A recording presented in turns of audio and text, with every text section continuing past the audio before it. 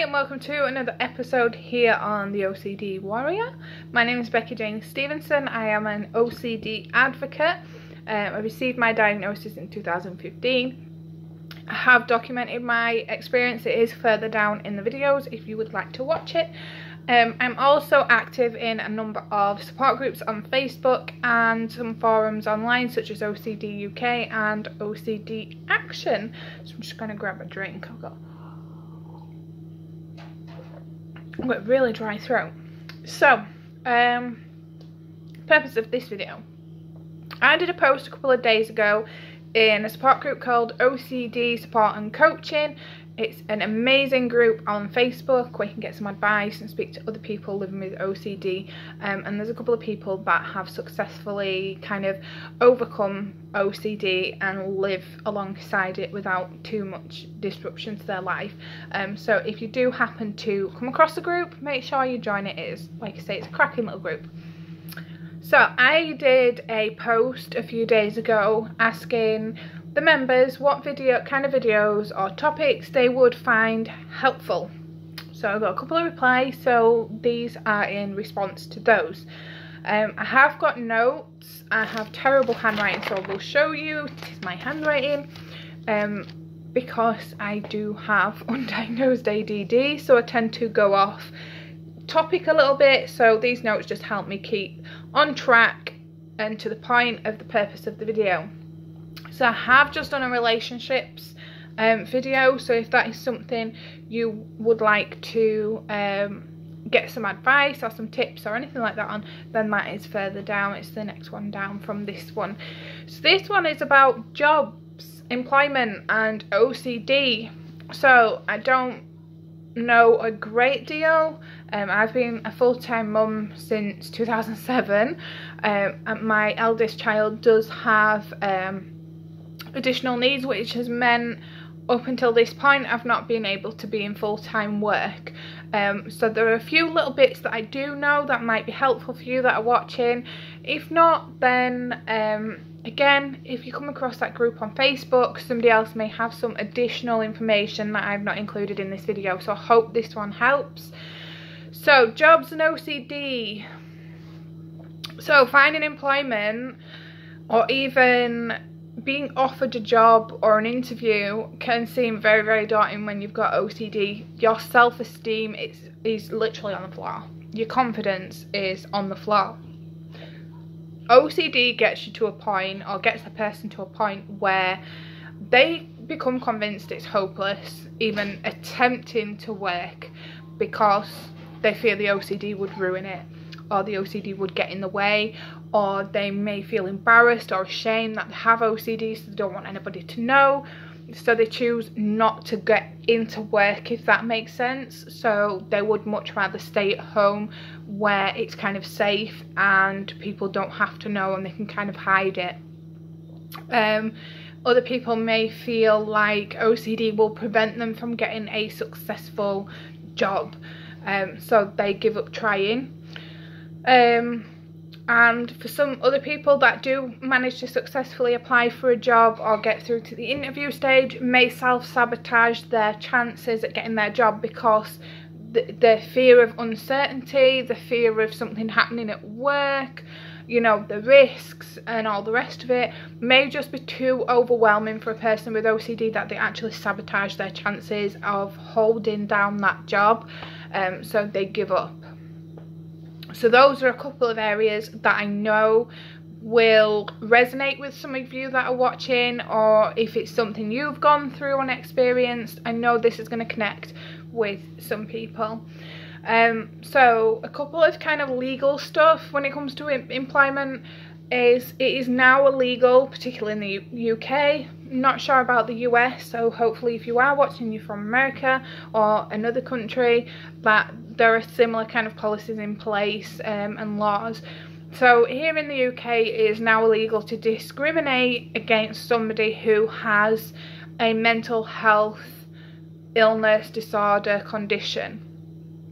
That doesn't mean, like, you know, there are some mental illnesses out there that means a person simply is not able to work. I won't mention any conditions here.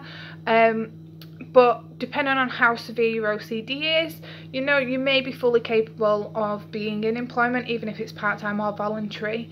But it is illegal to discriminate. It's illegal to say no to somebody because they have a mental health illness. So there is that.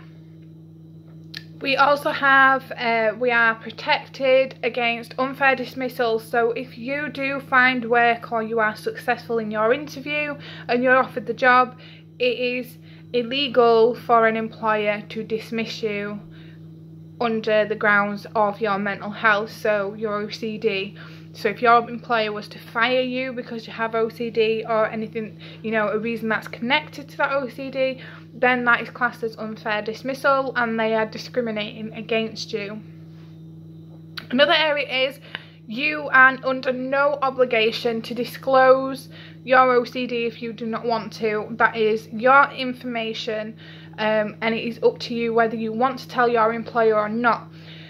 So depending on how severe your OCD affects you, if your OCD is quite mild and you're able to kind of conceal some things and cope and manage at work, then you don't really have to tell your employer if it's not going to affect the way that you carry out your job.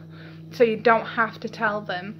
If it's quite severe, then communicating with a potential employer that you have OCD, you let them know how kind of it shows up, or maybe some of the compulsions you have. You don't have to tell them everything, it's kind of need to know.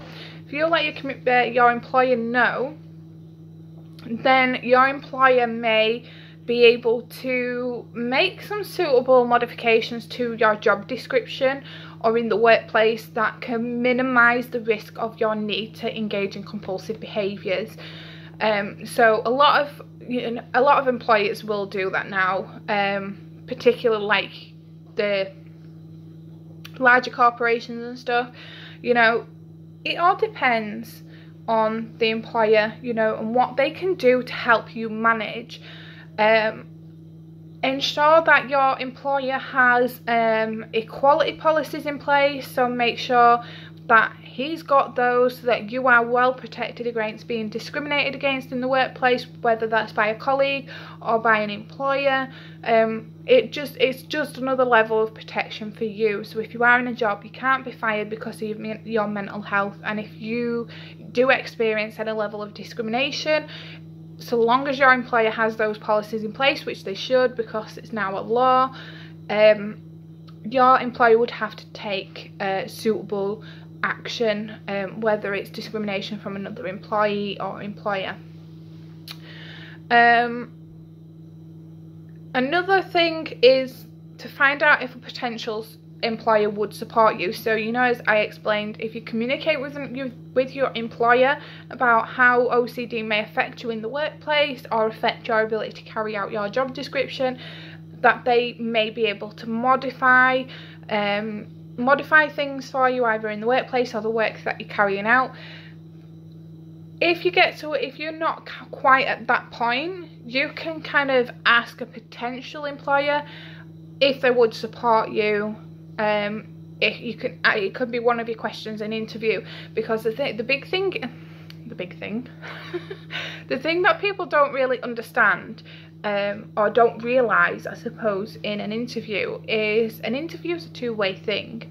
So it's not just a case of you go and sit there and they ask you questions. You can ask them questions as well. So you can ask an interview if they would support somebody with a mental illness, and they will have to answer that. Another thing is, when looking for work, is make sure you play up to your strengths. You know, sometimes it's easy to think, oh, I've got OCD, it shows up this way, and I have these compulsions, so I'm not going to be able to do that job. Doing that with every job opportunity that you may see may start to lower that self-esteem and confidence that you have in yourself, in your ability to do a certain job. So then it leads the way to be feeling quite hopeless that you're not going to find a job, focus on what you can do. So if your compulsions are affecting you in a certain area, play up to your strengths, not your weaknesses. Don't kind of focus on those weaknesses and what you can't do. Start looking at what you can do. And again, like I say, you don't have to tell a potential employer about your OCD. However, it can be highly useful for you to let them know on a need-to-know basis. So you don't have to tell them everything. So if I was to get a potential job or a potential employer, I wouldn't sit there saying I have harm OCD, so I have mental visuals of harming somebody. They're not going to take it that well, I don't think. But you can tell them what they need to know so that they can either make suitable arrangements for your job description to make sure that you're not being put in a position where you feel like you're having to engage in compulsions. So and I feel being upfront at the start is probably going to be better, because if so far down the line your OCD is affecting your ability to carry out that job and your employer doesn't know about your OCD, your employer, again, 2 + 2 = 5, your employer is going to jump to conclusions about why your work performance isn't up to the standard of what it may have been previously or in comparison to other people. So long as they know that you have OCD and they are aware, you are protected under the Mental Discrimination Act. If they're not aware, they're not going to know. So you may end up getting fired. So it's always best to communicate. Honesty is the best policy. So I hope that's helped. Like I say, there are if you're not ready for employment, there are things that you can do. You can volunteer at people's homes, you can volunteer at charity shops, or in America they're called thrift stores, animal shelters, like dog pound, kennels. There are lots of bits and bobs that you can do that can kind of prepare you to going into employment. So if you've been out of work for some time and you're quite anxious and you're worried, if you was to volunteer, say for a couple of hours a week, or maybe a few times a week, that can prepare you and can build up your confidence and your self-esteem towards entering the workplace full-time or even part-time.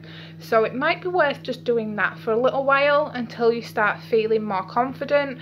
And like I say, if you look at areas that play up to your strengths, so if you know a particular job is going to be difficult because of your OCD and it may cause you to engage in a lot of compulsions, then maybe that job isn't the best idea right now, unless you're working with a therapist and doing the CBT and ERP, which is exposure response. But it's always worth speaking to your therapist anyway about employment, because they may have some programs in place or an advisory service that can give you some advice about entering back into employment when you have a mental illness or disorder. I know here in the UK under the NHS, most services now are an IAP service, which is improving access to psychological therapies. They do have a service that is designed for people who want to get back into employment. So those of you that are in the UK that are watching and are under the mental health teams or IAP services, then just know that there is that service there if you are wanting to get back into employment. So again, hope it's helpful. It's not really something I've encountered. The OCD for me doesn't particularly affect my ability to be in employment.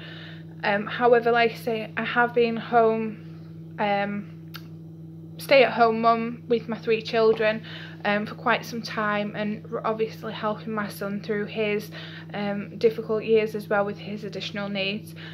But it is something I'll be looking to do in the future. So I hope it's been helpful. Again, any questions, pop them down below in the comment section. Go and find the group on Facebook, the support group. If you have any more questions and I haven't quite covered them, you can go and ask them in there as well. But I hope this has been useful for you, and I look forward to bringing the next instalment. So take care.